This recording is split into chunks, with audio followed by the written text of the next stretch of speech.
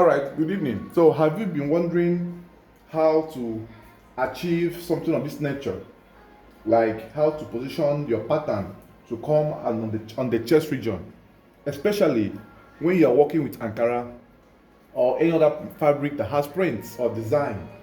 Most of the designs are better used to put on the cloth without any additional design.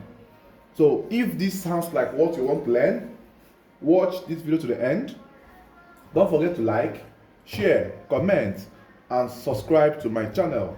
So I will take you through on how I was able to achieve this very well on my fabric, right? So let's go down to the cotton proper. In all honesty, there are some children you want to make clothes for, and you keep asking yourself, are they kids or they are adults? Because of their size.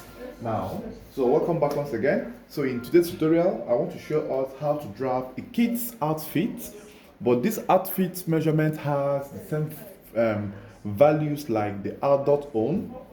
So here I have this lovely Ankara print. So by the end of the video, you will learn how to draft a top for a kid, right? And also learn how to do positioning of fabrics. Now, if you observe, this has a circular image on it, and it will be very fine that the chest is centralized on this area. The center, this stuff should be at the center. So invariably, we are trying to take this image to place at the chest region of this outfit. So how then do we do that? Now, the first thing you will do is to locate the center point of this outfit, which is here, right? So you place something there, and then you fold. Just to get the midpoint, right? So once you have gotten the midpoint in this form, then you also make sure that the circles are, or the shapes are corresponding. How do I mean by corresponding?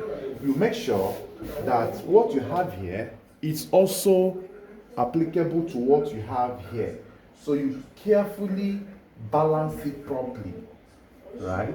So you balance properly. So once you have balanced properly, you iron. Now this ironing helps your art fabric to relax nicely. You iron. Now bear in mind, you only do this when the design is not at the center of the fabric. The design should be somewhere close to the person's chest measurement over 4. So here we have ironed. Now, in as much as we are making a kid's top, but man, his chest is 42, shoulder is 17, sleeve length is 9, round sleeve is 13.5, neck is 15, and top length is 30. He's just plumpy and tall, right? So we are going to deal with it like we are making an adult outfit. So here, once you have gotten to this point, now the first thing to do here is to also mark out your baseline. So you draft out your baseline, like I do always tell you guys, to remove the English mouths from the fabric you are making. After which, we are going to use 4 inches. Remember I told us that this is a boy, a kid, but he's just big, right? He's just plumpy. So you mark 4 inches here for your folding. So we are going to take the same nature of man's outfit. Now, after that, you put the top length. So the top length we have is 30-inch top length, 30 inches, right? So you mark 30 inches this way. But then, before you mark this 30 inches this way, you now make sure that this circle or this design is positioned at the point you want it to be.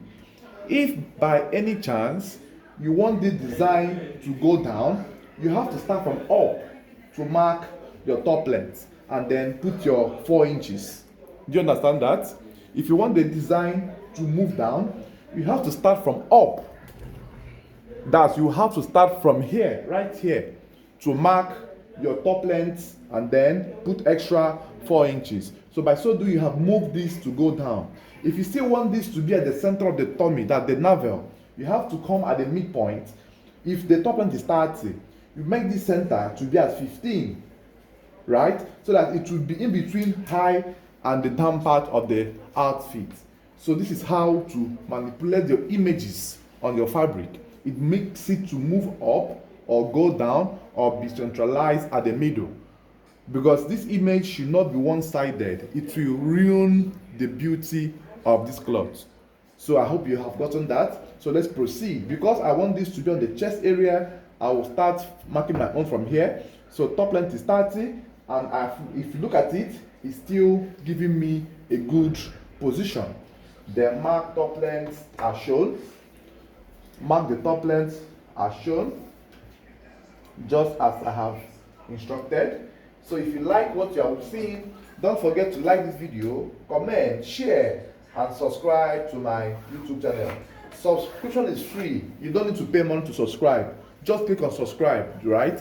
Watch this video to the end, comment on it, tell me how impactful it is, ask your questions, and then I will take it from there. Now the next to do here is to get your armhole.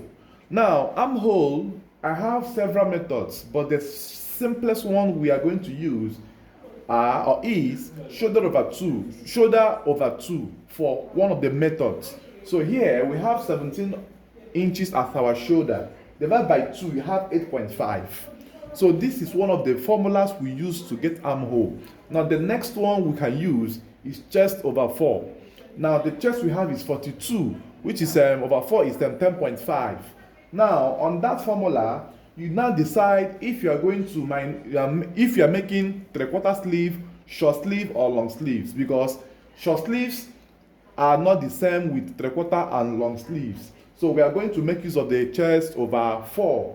So that's the formula I like using. So which gave us 10.5. So I will just minus half, just for fitting effects for his short sleeve. If it was to be a long sleeve or 3/4, I would have used -1. That would be 9.5. So you draw the line across all through this way. Now the next you will do now is to apply the chest of 42, which is 10.5. So you mark it in this form and then add extra 2 inches, just like this. And after this, the next to do now is you mark your shoulder. Shoulder is 17, divided by 2 is 8.5. Then add extra half an inch for the sleeve joining, right? That will make it to be 9 inches, right? Let me push it here so you see very well. So that will make it to be 9 inches in this form. Then you have to tilt or bend your tape from here to go down by 2.5. It comes in this form, and then you mark somewhere here, and you mark the 2.5 inch this way.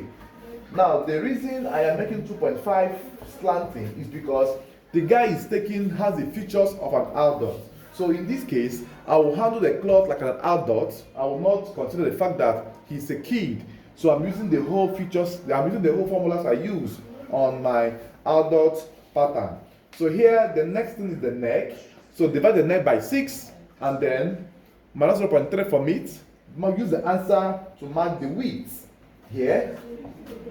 And then add half to this to mark the depth. That's the formula for your neckline. I have a video on my channel which I have talked about how to calculate your armhole, neckline, and your crouch. So you can make do as well to search for it, so you will learn more on how to go about it. So you mark all through this way, right? Curve pattern master in this form. You must have these tools. Then connect these points with the neck edge.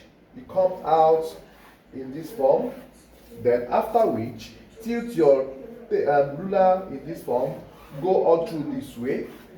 After this, then hold it firmly this way, right? Make a curve that comes in here by half an inch or 3/4. So from here, you connect from here to this very point. So this is how we have your curve. So you see how the connections are coming out, and then after which we are going to measure from the armhole depth to the down part. I'm using 15 for the slit opening, right? And then I'll mark the 2 inches on the chest to move down straight to my point of 15. And after this, I will now cut it out.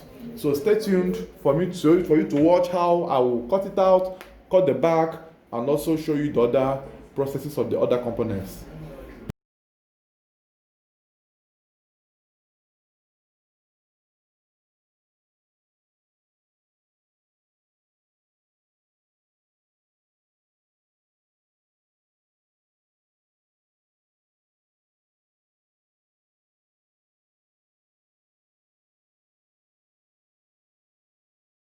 So now we have finished cutting the front panel. So let's see the design, how it came out. You see, right? So lovely. So at this point, we don't need to do much again for the design of the outfit. You see how beautiful this pattern is. So this is how we were able to achieve it. Right? Look at it. We have finished the front. So let's now fold to cut the back.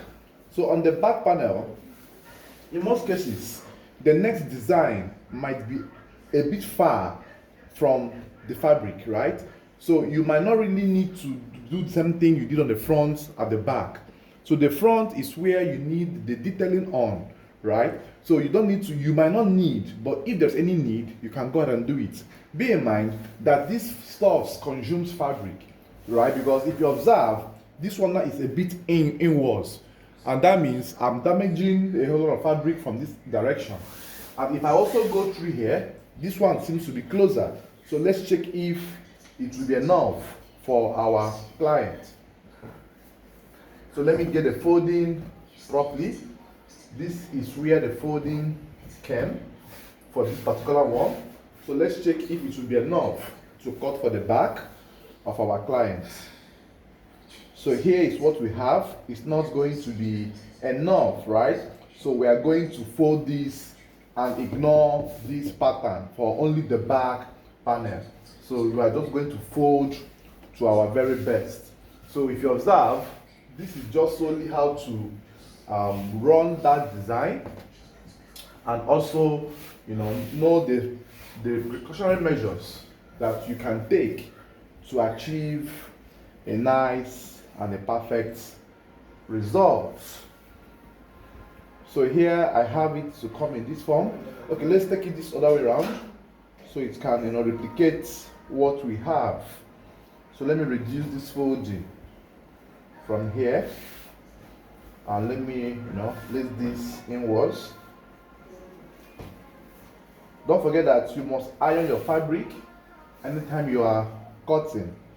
It helps you to achieve a nice and a perfect finishing.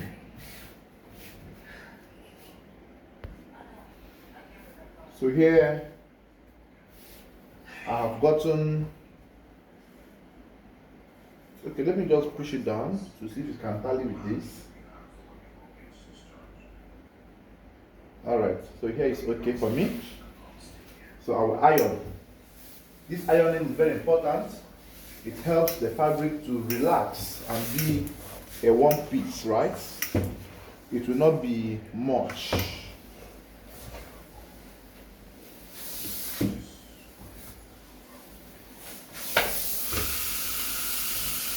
So after this now, the next we are going to do will be to mark the back. Don't forget that we use 2.5 inches to slant the front. So you're going to also extend the back panel by the same 2.5 inches all through this way. And then you extend the shoulder line in this form. You also do the neckline to fall half an inch backwards this way. It helps to relax the neck. If you have issues on neck, watch this video to the very end so that you will understand how the neck will be placed. So here, 1.5 inch deep this way, 1.5 inch deep this way, and then you are going to curve this in a way that it goes down again by 0.5. This neckline curving will fall down. It should not tilt up or go straight. It should be below this 1.5 by like half an inch down, right? So that the neckline will be relaxed at the back. And after which, you cut all through this way, and then you also cut all through this way. Now, when you are cutting the back area, there is one particular thing you need to understand. The armhole area go half inch off this way, and then cut it back in this form. Now, in some cases, most people will not cut the armhole to be equal. It's still very much okay, right? But I cut mine to be equal this way. Trimming will still take care of everything at the end of the day. There are some clothes I will cut, I will give room for the back armhole to be half inch or 3/4 inch bigger than the front.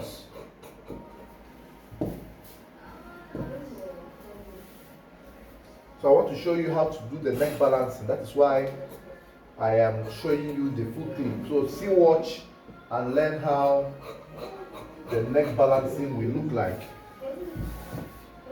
And after which, fold this to come down in this form, right? This is how it comes.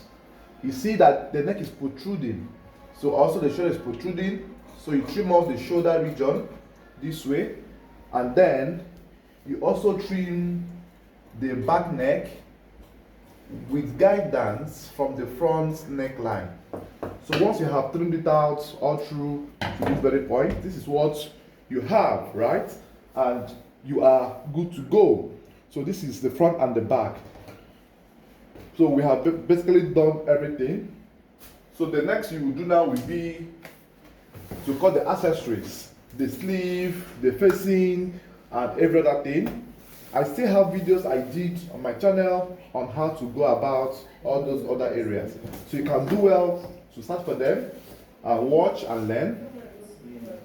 Don't forget to like and share. Thank you for watching, guys. See you in the next episode. Bye bye for now.